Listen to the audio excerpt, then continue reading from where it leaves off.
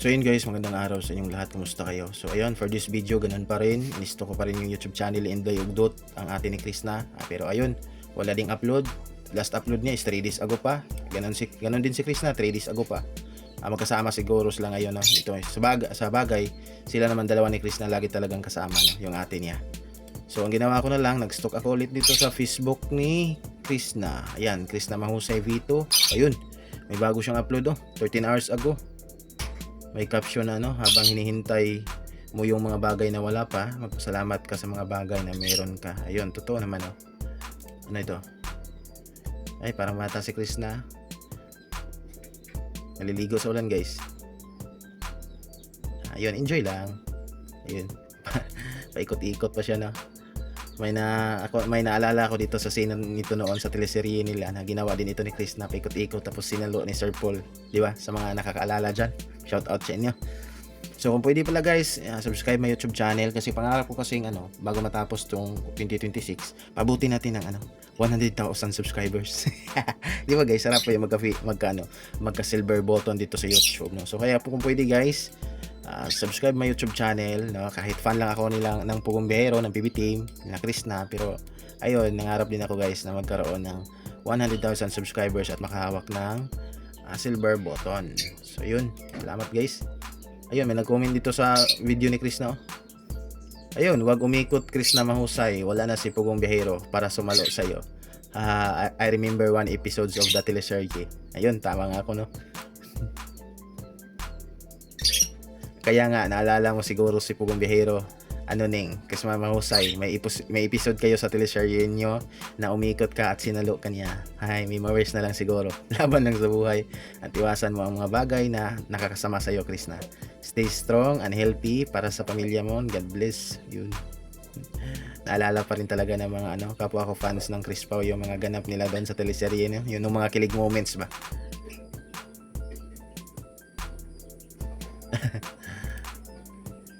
Yun, nag-share din siya ng guys. Kung naurat kayo guys kung wala stock nilang ang YouTube ang Facebook ni Krishna nang sa ganun, kahit paano is makakita kayo ng mga bagong upload niya kasi wala pa talaga siyang upload sa YouTube. So ayun, nag-share siya dito.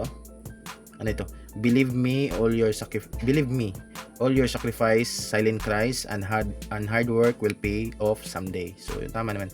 So ito talaga yung mga gustong pormahan ni Krishna. Ayan, sa may babae dito na maraming tattoo din tulad niya, nakasapatos, at syempre astig yung short na maong na above the knee lang. At ayun, din, akala ko nag-vape, pala ito, nag-inom ng milk tea. So ito yung mga image na gusto ni Krishna. Basa tayo ng comments dito guys. Kung YouTube channel ko, ayun kay mamo, kung YouTube channel ko may earnings, siguro damihan ko pag-upload araw-araw hanggat kaya ko, kasi hindi habang buhay magka-earnings yan. Kaya Krishna, upload ka palagi habang dami pa abangers sa mga upload mo at iwasan mga bagay na makasisira sa image mo para tuloy-tuloy ang suporta sa iyo, huwag sayangin. So ayun nga, sayang talaga na 4 na araw na siyang walang upload isa lang bagay na sigurado ako kay YouTube. Kung mga ilang araw ka nang walang upload, talagang bababa yung reach mo. So meron palang ganyan si YouTube, tulad din ni Facebook. Hindi ko alam kung sa kitaan. Kung yung kitaan tapos may mga araw kang wala kang upload, bababa din. Kasi ganun din si guys. Ganun si Facebook, bababa yung earnings mo na naipon mo doon kapag may mga araw kang walang upload. So sayang kung hindi ko kasi alam guys kung ganun din si YouTube, so sayang, di ba? Sa 4 na araw niyang upload, so siguro bumaba na yung earnings niya. So sayang. Strikes while the iron is hot. Kaya't habang may mga supporters ka pa na nagmamahal sa iyo, sipagan ang vlog para makapagtayo ka agad ng disinting bahay para sa pamilya mo. To God be the glory. Yan.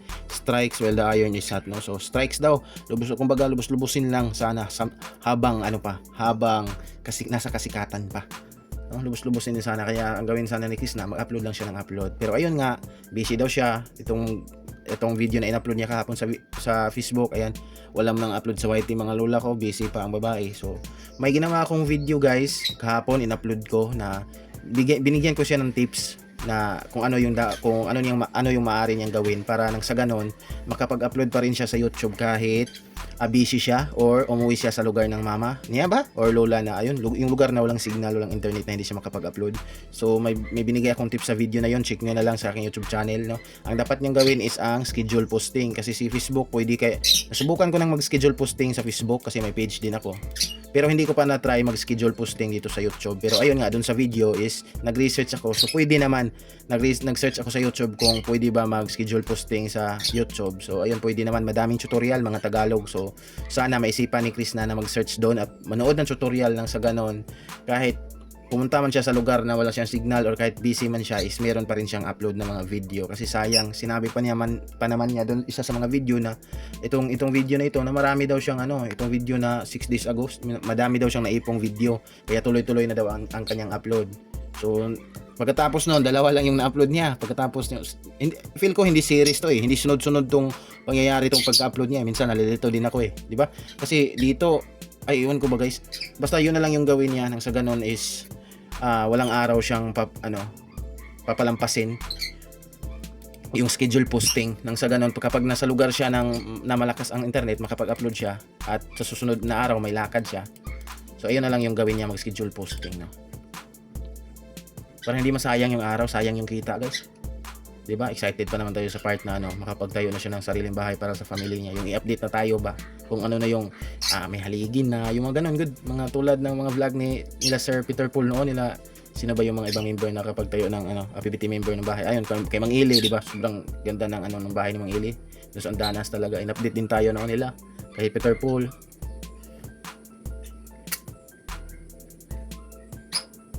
Dito talaga nagvi-vip si Chris na. Madaming concern kay Chris na guys.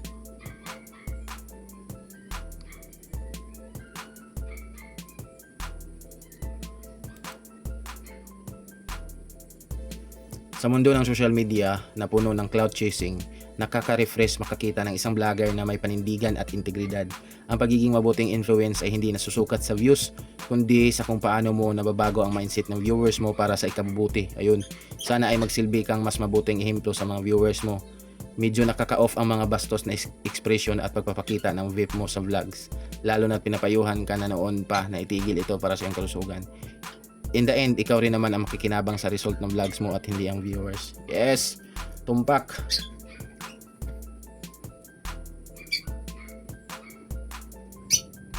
Dami talagang nag-aablang sa guys, sa upload ni Chris na yun Bakit wala kang upload? Aming dalaga, upload ka kasi hinihintay ka na namin. Sayang, daming na kami sa 2 araw na walang upload. Ayun, 2 araw, na po ma'am? Mag-4 na araw na po ngayon. So yun, dami talagang nalungkot sa mga ilang araw na walang upload ni Chris na. So sana mag-upload na siya guys, hi Chris, sana manood ka ng tutorial kung paano mag-schedule posting, sa ganon makapag-upload ka pa rin. So ayun, abang-abang lang din tayo guys, kahit pang-4 na araw na. Baka bukas may upload na or baka mamaya, di ba? So yun guys, for this video, maraming salamat sa panonood and subscribe my YouTube channel guys at i-like itong video. At God bless inyong lahat. Inom lang ng maraming tubig kasi mainit pa rin talaga ang panahon kahit minsan umuulan. Pero ayun, pag uminit is sobra naman talaga. Kaya inom lang ng maraming tubig guys and God bless.